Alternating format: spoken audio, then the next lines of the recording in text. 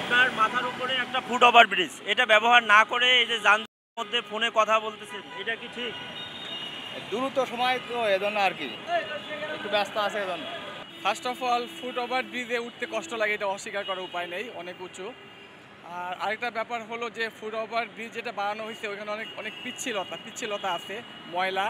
এবং আমি এটা নিজে দেখেছি যে রাতে অনেক সময় অনেক ধরনের যারা মাদক সেবন করে ওরাও থাকে, তো যার জন্য সবসময় ফুট ওভার ব্রিজের উপর দিয়ে যাওয়া যায় না।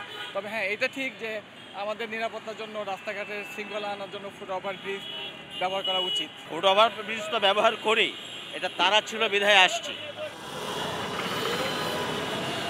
ভাই ভাই ভাই ভাই ভাই আপনি জীবন হাতে নিয়ে রাস্তা পারাপার হচ্ছেন কেন?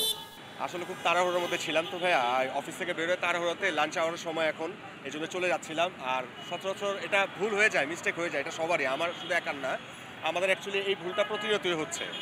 আর এটা তাড়াহুড়োর জন্য খেয়াল করা যায় না আসলে। প্রতিদিনই আমরা সড়ক দুর্ঘটনার বিভিন্ন জায়গা থেকে খবর পাই এবং এই মহাসড়ক পার হতে গিয়ে অনেক মানুষের মৃত্যু ঝুঁকি বাড়ে। তো সেই জায়গাটায় জেনে শুনেও আপনারা পার হন, আসলে সচেতন হওয়া দরকার কি? আসলে হ্যাঁ হ্যাঁ, এটা অ্যাপ্রিসিয়েট করি, সচেতন হওয়া দরকার, ইভেন আমিও খেয়াল রাখবো। আর এই মিস্টেকটা আসলে আমরা প্রতিনিয়ত করতেছি, প্রতিনিয়ত দুর্ঘটনার কবলে পড়তেছি। এটা আসলে উচিত আমাদের এটা অ্যাপ্রিসিয়েট করে চলা।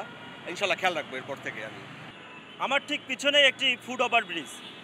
এই ফুট ওভার ব্রিজ থাকলেও এর নিচ দিয়ে অসংখ্য মানুষ প্রতিদিন জীবনের ঝুঁকি নিয়ে পারাপার করেন, কিন্তু কেউই এই ফুট ওভার ব্রিজটি ব্যবহার করেন না।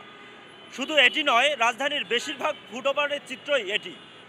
প্রতিনিয়তই মানুষজন জীবনের ঝুঁকি নিয়ে রাস্তা পারাপার করেন এবং এতে বাড়ছে যানজট, ঘটছে সড়ক দুর্ঘটনা।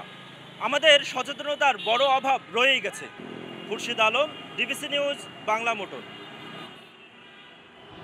লাক সবসময় আপনার সাথে নাও থাকতে পারে, তাই জীবনের ডাক শুনুন, সময় মতো ইন্স্যুরেন্স করুন।